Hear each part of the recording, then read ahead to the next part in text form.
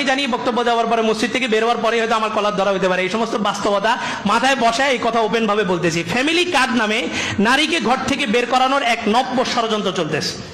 একটা দাবি, এই দাবি আমি যতদিন আছি ততদিন বলে যাব, ইসলামী দল আর ইসলাম দুইটা এক না। ইসলামী দল আর ইসলাম এক না। আপনি ইসলাম মনে করে যদি ইসলামকে প্রতিষ্ঠা করেন তো মনে রাখেন কিয়ামত পর্যন্ত এই ভূখণ্ডে আর কোনোদিন ইসলাম প্রতিষ্ঠিত হবে না। পশ্চিমাদের তিনটা মিশন নিয়ে তারা নামছে। তিনটা মিশনের মধ্যে একটা হচ্ছে পুরুষকে দাড়িহীন করা এবং নারীদের পর্দা ছাড়া নারীদেরকে বেপর্দা করা, ঘর থেকে বের করা। আরেকটা হচ্ছে মানুষের খাদ্যের মধ্যে হারাম মিক্স করা, যেটা থেকে এখন মুসলিম সমাজের ইমাম খতিব পর্যন্ত রেহাই নেই। আমরা যে টাকার লেনদেন করতেছি, কারেন্সি যে বেতন নিতেছি, এটা সম্পূর্ণ কিসের উপরে ভিত্তি? সুদের উপরে। আমাদের অর্থনৈতিক ব্যবস্থাটা এখন কিসের উপরে? সুদের উপরে। সুদটা অপারগতার কারণে জায়েজ, কিন্তু জায়েজ হবার জন্য এক নাম্বার শর্ত হইলে সুদের বিকল্প কোনো একটা পরিকল্পনা আপনি বাস্তবায়নে মাঠে থাকতে হবে, তারপর আপনার জন্য সুদ জায়েজ। তো সুদের বিকল্প কোনো কিছু কি আমরা পরিকল্পনা নিছি? নেই। এই পশ্চিমাদের তিনটা এজেন্ডা সব দল, ইসলামের নাম দিয়া হোক অন ইসলামের নাম দিয়া হোক, সবাই বাস্তবায়ন করতেছে। নারীকে ঘর থেকে বের করার জন্য নতুন একটা পলিসি নেওয়া হয়েছে। আমি জানি বক্তব্য দেওয়ার পরে মসজিদ থেকে বের হওয়ার পরে হয়তো আমার কলার ধরা হতে পারে, এই সমস্ত বাস্তবতা মাথায় বসায় এই কথা ওপেন ভাবে বলতেছি। ফ্যামিলি কার্ড নামে নারীকে ঘর থেকে বের করানোর এক নব্য ষড়যন্ত্র চলতেছে। নারীকে কি দেওয়া হবে? ফ্যামিলি কার্ড দেওয়া হবে। কি শর্ত? ফ্যামিলি কার্ড দিবে। ফ্যামিলি কার্ড কি পুরুষ নিয়ে যেতে হবে না নারীকে নিয়ে যেতে হবে? রেশন ভাতা যেটা পাবে এই ফ্যামিলি কার্ড নিয়ে কে উপস্থিত হতে হবে? পুরুষ না নারী? নারীকে। ওই নারীকে যে ভাতা দেওয়া হবে, রেশন দেওয়া হবে, ওইটা কি কোনো মহিলা দিবে না পুরুষ দিবে? পুরুষ দিবে। প্রাইমারি ইয়াগুলোতে আপনারা দেখছেন বৃত্তি দেয় সরকারিভাবে, পুরস্কার দেয়। কাদেরকে দেয়? হ্যাঁ, আপনারা জানেন না? মেয়েদেরকে দেয়। এবং মেয়েদেরকে দেয় না, মেয়েদের গার্ডিয়ানকে দেয়। গার্ডিয়ানের মধ্যে বাবাকে না, মাকে দেয়। কি বলছি বুঝছেন? একটা হচ্ছে ভালো আর একটা হচ্ছে হক, দুইটার মধ্যে ভিন্নতা আছে। ভালো মানে একজন মানুষ ভালো, সে দান করে, চুরি করে না, সে ভালো। কিন্তু এই মানুষটা হক না বাতিল, এটা আপনাকে বুঝতে হবে ইসলাম দিয়া।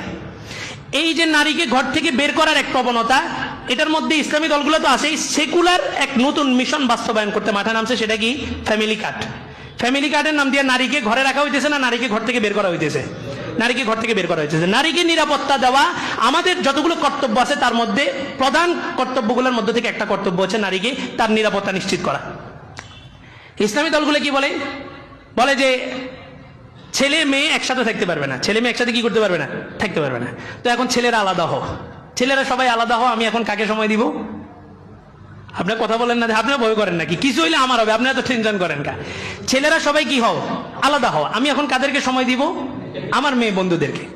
ইসলামী দল বলে নারী, আমরা যদি ক্ষমতায় আসি কি করব জানো? আমরা ক্ষমতায় আসলে নারীর 8 ঘন্টা কাজকে 4 ঘন্টা করে দিব। এবার সবাই বলে বাহ বাহ, ইসলাম তো কত সুন্দর।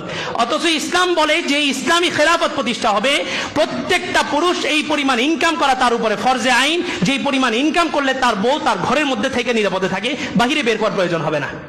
ইসলামী হুকুমত বলে এটা। আর এখন ইসলামী দল ওনারা কি বলতেছেন? আমরা ক্ষমতায় আসলে কি করব? 8 ঘন্টার জায়গায় কয় ঘন্টা দিব? 4 ঘন্টা। তো 4 ঘন্টা কি নারী ঘরে না বাইরে? বাইরে। বলে যে আমরা ক্ষমতায় আসলে নারী কি হবে? নারী মসজিদে আসবে। নারী মসজিদে আসবে, নারী এখন ওয়াজ মাহফিলও যায়। আগে ওয়াজ মাহফিলে যেত, এখন আরেকটু আপডেট হয়েছে, এখন ওয়াজও করে। নারী বক্তা আছে, আপনার মনে জানেন না? নারী বক্তা আছে, নারী এখন ওয়াজ করে। কেন? ওই যে আমার মতো হুজুর আছে ফতুয়া দিবে, বলে যে আল্লাহর রসুল, আমরা মানি কাকে? রসুলকে। আমরা মানি কি কে? ইসলামকে। আমাদের নেতাকে? রসুল মুহাম্মদ সাল্লাল্লাহু আলাইহি ওয়াসাল্লাম। আমাদের সংবিধান কি? কোরআন হাদিস। তো বলে যে ঠিক আছে, তোমরা যেহেতু রাসূলকেই মানো, তো এবার আমার বক্তব্য শোনাও। বক্তব্য হইল রাসূল তার জীবনে কখনো কোনোদিন কোনো নারীকে বেপর্দা আসছে আর রাসূল তার পর্দার ব্যাপারে বলছেন, অথবা বলছেন বোন তুমি পর্দা ছাড়া কেন আসছো? তুমি বাসায় চলে যাও, তুমি বাসায় যা পর্দা করে আসো। এটা কোনোদিন রাসূল বলেন নাই। এমন এক গাঁজাখুরি বক্তব্য ইতিহাসের 1400 বছরের মধ্যে আর কেউ দেয়নি।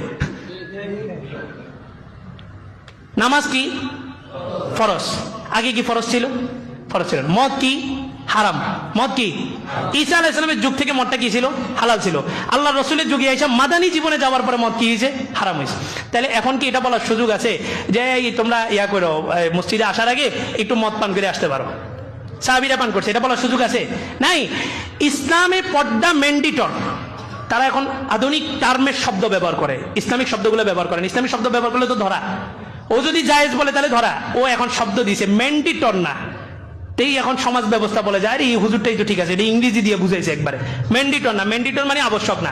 পর্দাকে আপনি পর্দা করেন না, আমি ইমাম পর্দা করি না কিন্তু আমি ইমাম মুসলমান, আমি ইমাম কি মুসলমান।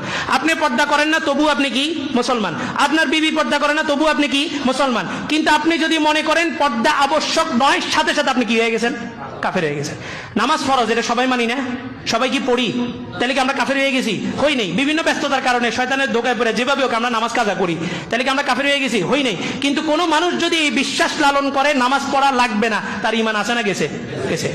এবার দেখেন বক্তব্য কি কাজে, রাসূল কখন এটা বলেন। অথচ এটা পর্দার হিজাবের আয়াত ফরজ হওয়ার আগের কথা, রাসূলের দরবারে সবাই আসছে। আর রাসূলের বিধান কি আমাদের সাথে ফিট হবে? রাসূল পুরো উম্মতের সর্দার, পুরো উম্মতের জন্য তিনি নবী, তিনি যে কারো ঘরে যাবেন তার সাথে আবার পর্দা কিসের? রাসূল 9 বিয়ে করছে, আপনি চাইলে কি 9 বিয়ে করতে পারবেন নাকি? রাসূল চাঁদকে দ্বিখণ্ডিত করছে, আপনি চাইলে কি তার চাঁদকে দ্বিখণ্ডিত করতে পারবেন নাকি? তাহলে রাসূলের বিষয় উম্মতের উপরে আসবে না। আর এই কথা যদি বাস্তবতা মাইনাও নি, রাসূলের জীবদ্দশায় রাসূলের কাছে মহিলারা আসছেন, তবে এটা হচ্ছে পর্দার আয়াত নাজিল হওয়ার আগে। পর্দা ফরজ হওয়ার পরে কোন নারী মুখ খোলা রেখা রাসূলের কাছে মসজিদে নববীতে আসছে, ইতিহাসের 1400 বছরের মধ্যে কেউ বলতে পারেনি, কেউ দেখাইতে পারবে না।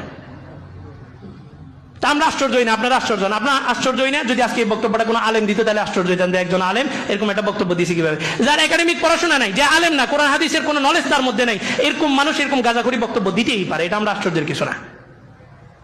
এই জন্য আমার একটা দাবি, এই দাবি আমি যতদিন আছি ততদিন বলে যাব, ইসলামী দল আর ইসলাম দুইটা এক না। ইসলামী দল আর ইসলাম এক না। আপনি ইসলাম মনে করে যদি ইসলামকে প্রতিষ্ঠা করেন, তো মনে রাখেন কিয়ামত পর্যন্ত এই ভূখণ্ডে আর কোনোদিন ইসলাম প্রতিষ্ঠিত হবে না। ইসলাম কি 5 বছরের জন্য চান না আজীবনের জন্য চান? এই টার্মে, এই পদ্ধতি যদি ইসলাম হুকুমতে যায়, কয় বছরের জন্য? 5 বছরের জন্য।